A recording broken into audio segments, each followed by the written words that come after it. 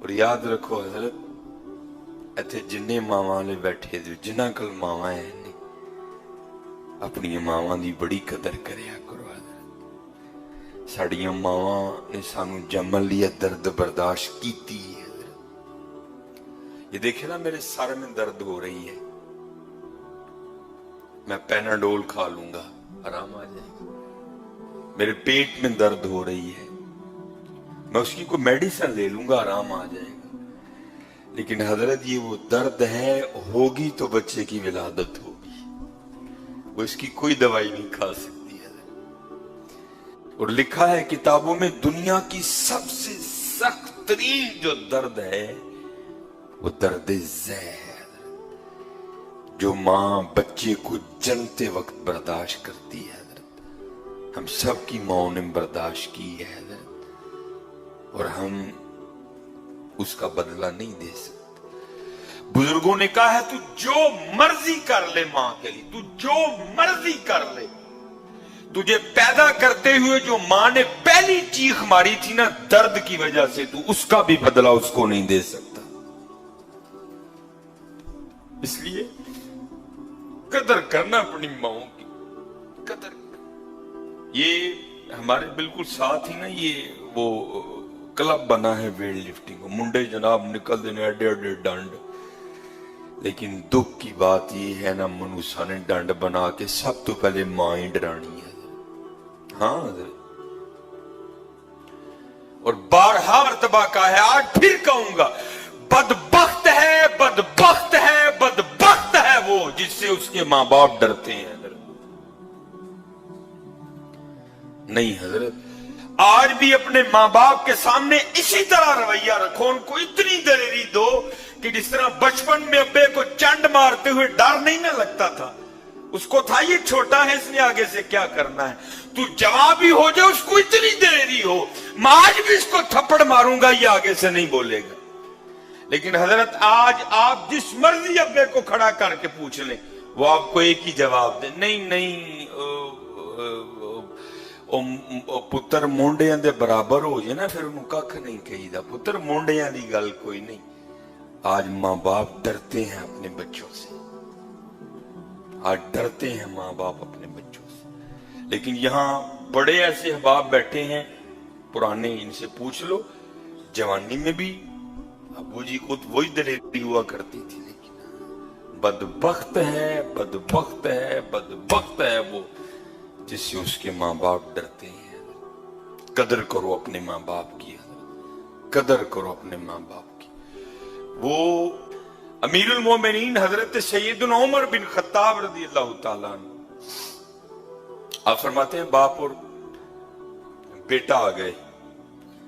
باپ اور بیٹا شکلیں ملتی ہیں حضرت، تھوڑی زیادہ درمیانی ملتی ہیں سب کی حضرت، لیکن وہاں بلا کی مشابہت تھی، بلا کی مشابہت.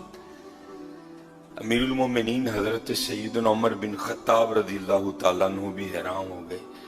آپ نے فرمایا میں نے بڑے باپ اور بیٹا دیکھے ہیں، لیکن جتنی تم دونوں کی شکل ملتی ہے میں نے کبھی کوئی باپ اور بیٹا نہیں دیکھے ایسے. وہ بندہ عرض کردہ حضور اگر آپ اس بچے کا واقعہ سنیں گے نا جو گزری ہے اس کے ساتھ تو امیر المومنین آپ کی حیرانگی میں اور اضافہ ہوگا. امیر المومنین رضی اللہ تعالیٰ نے کہا سنا. عرض کردہ حضور میں ایک تاجر ہوں، ماشاءاللہ بڑے یہاں تاجر احباب بیٹھے ہیں، اب تو تجارت بڑی آسان ہو گئی، مال بناؤ ڈبوں میں ڈالو نمبرنگ کرو کارگو والے نو ویل دے کے ویلے ہو کے رام نال سو جاؤ. لیکن پہلے کیا تھا، پہلے خود ہی سفر کرنا پڑتا تھا، کہیں کہیں ماہ کا سفر کرنا پڑتا تھا اور پھر اپنا مال تجارت لے کر، جیسے ہم نبی علیہ السلام نے بھی سفر کیا شام کی طرف تجارت کا مال لے کر اپنے بچپن میں، پھر جوانی میں بھی نبی علیہ السلام حضرت خدیجہ رضی اللہ تعالیٰ عنہ کا مال لے کر پھر شام گئے. تو اب بڑا آسان ہو گیا نا. عرض کردہ حضرت یہ جب بچہ جب دنیا میں آنے والا تھا نا، دنیا میں نہیں آیا تھا، بھی ماں کے پیٹ میں تھا، تو تجارت کا مال تھا، سیزن تھا،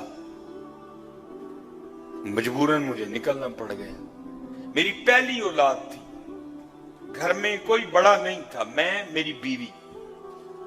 जब मैं घर से निकला ना तो मेरी बीवी मुझे दरवाजे तक छोड़ने आई। औरत जात थी, तन्हा थी, हामिला थी, घबराई हुई थी। अर्ज करती है आप तो जा रहे हैं तिजारत के लिए, हामिला हूं, घर में अकेली हूं, तो क्या बनेगा आपकी इस औलाद को जो मेरे पेट में है। तो अर्ज करता अमीरुल मोमिनीन, मैंने दरवाजे पे खड़े होकर ना अपनी बीवी को ये जुमले बोले। मैंने कहा तू ना घबरा, मैं दुनिया में आने वाली अपनी इस औलाद को हवाले करके जा रहा हूं अल्लाह के। किसके हवाले? मैंने भाई वोट तो नहीं मांगा आपसे, शायद वोट मांगा होता हो तो आवाज इससे बुलंद होती। किसके हवाले करके जा रहा हूं? आए अल्लाह, आए अल्लाह। अर्ज करता अमीरुल मोमिनीन, मैं चला गया। 6-7 माह बाद वापसी हुई।